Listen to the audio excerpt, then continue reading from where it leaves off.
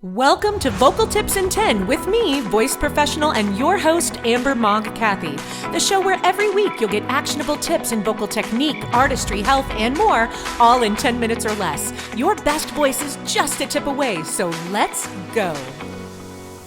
Hey everyone, welcome to Vocal Tips in 10. I'm so glad you're here.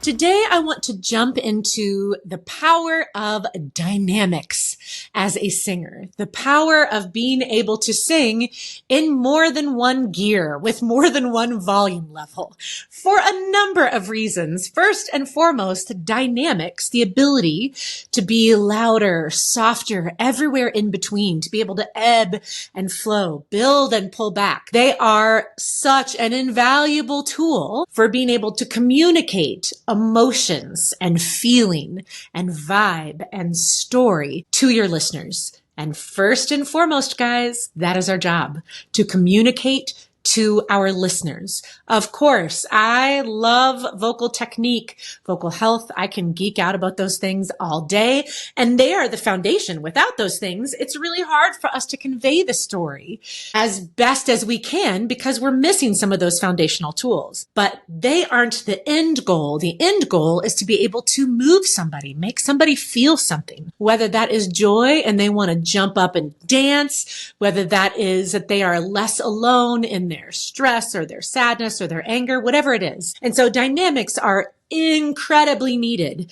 to be able to tell that story. Think about if I'm trying to tell you about how scared I am of something and I say it all like this with a really loud, right?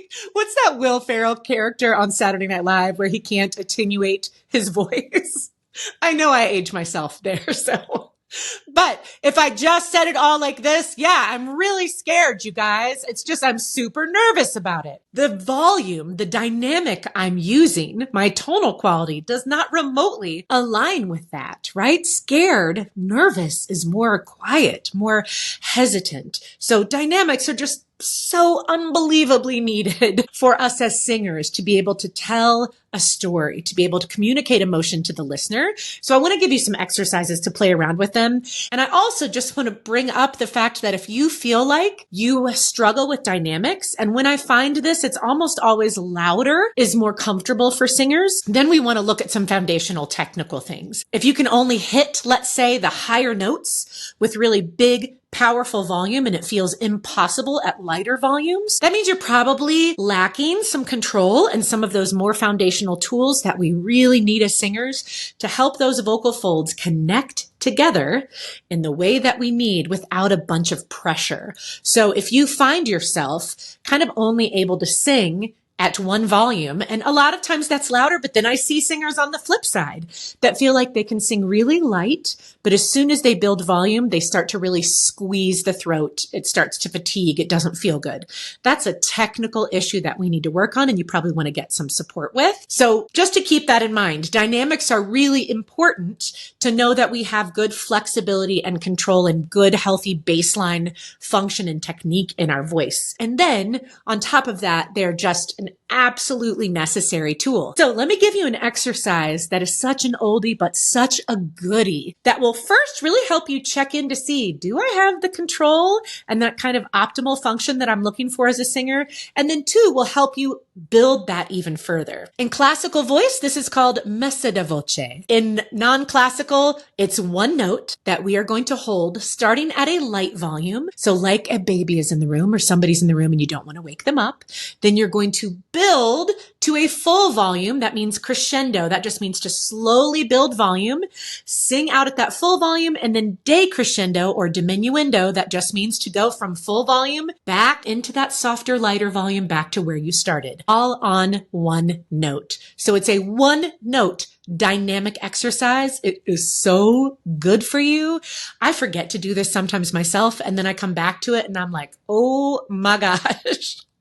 It feels great in some parts of my range and kind of wobbly in others. And that's when I know I need to go back and work on that just really great foundational skill, that balance of flexibility and control. So the exercise sounds like this. One note. That's it. Start with a light volume, slowly build to a full volume, slowly pull back to that light volume.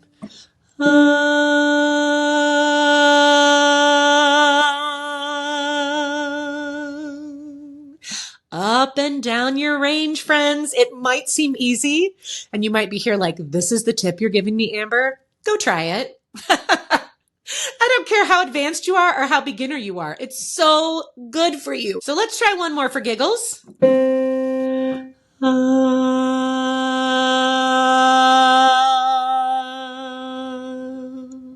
And you're going to take that up and down your range. Messa di voce, it is tale as old as time. It's been around forever, and it's stuck around because it works like a champ. And then another exercise that I love, the dynamic triads exercise.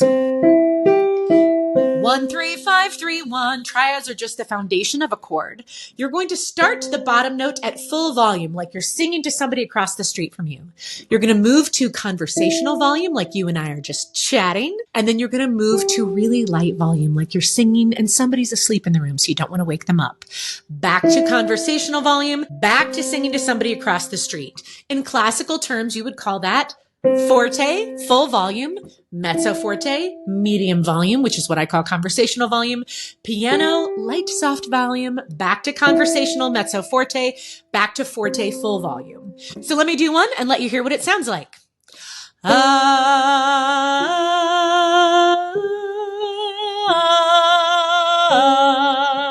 Full volume, medium volume, light volume, like I've got a baby in my arms. If you're watching this on YouTube, you can see I put up my arm. Oh, a little baby sleeping there. I need to sing, but I don't want to wake them up. Back to that conversational volume and full volume. What's great about this one is it's also really fantastic for register connect, because as we sing lower in our range, our vocal folds naturally get thicker. Well, as we sing with fuller volume, our vocal folds get thicker. Well, doesn't that line up nicely?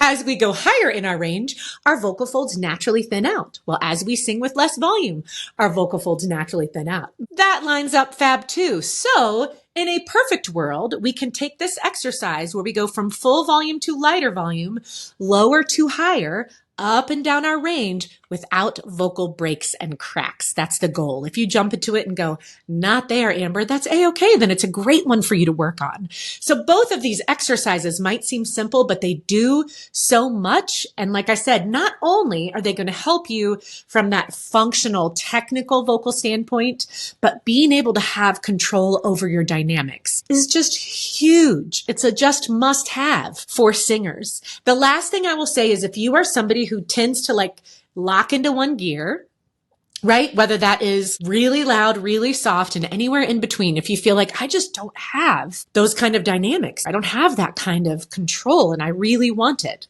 work on both of these exercises. They are great for you. The other thing I would love for you to try is challenge yourself. Take a section of a song that you feel like you can only sing in one volume. Let's say it is a big full volume, and I want you to just try and cut 25% from that. Just pull it back in volume a little bit and try it like that. Once that feels doable, pull it back a little more. Pull it back a little more and kind of just notice when you start to struggle. If it's right from the beginning, that's okay. These are great exercises for you. If you're like, oh, I actually have more control than I think, then really think about what am I actually doing to get those dynamics to be able to shift more successfully here. On the flip side, if you are somebody who sings really light and soft, to challenge yourself, try to add 25%. Bump it up a little bit in volume. Bump it up a little bit more, just because we want to have as many tools as possible available to us as singers. And man, dynamics are just a huge one. I hope this is helpful, you guys. If it is, I hope you will follow, share with a friend who could benefit from this too. I have a free training right now all about movement and how that is such an invaluable tool too for us as singers. I break down 25 different movement tools to take you through everything from effective warm-ups and cool downs to technical work to performances on stage, because we need it for all. Try and sing totally standing still. See how that goes, guys. So check it out. Also, I have a fantastic Vocal Pro membership you can try out for 2 weeks absolutely free. I'll have those links down in the show notes. And if you feel like you need a little bit more individualized attention than either of those options, book a free consultation. You can book it with me or my fab associate coach, Eva Cassell. I hope you guys have a great week. I hope it involves singing, and see you in the next episode.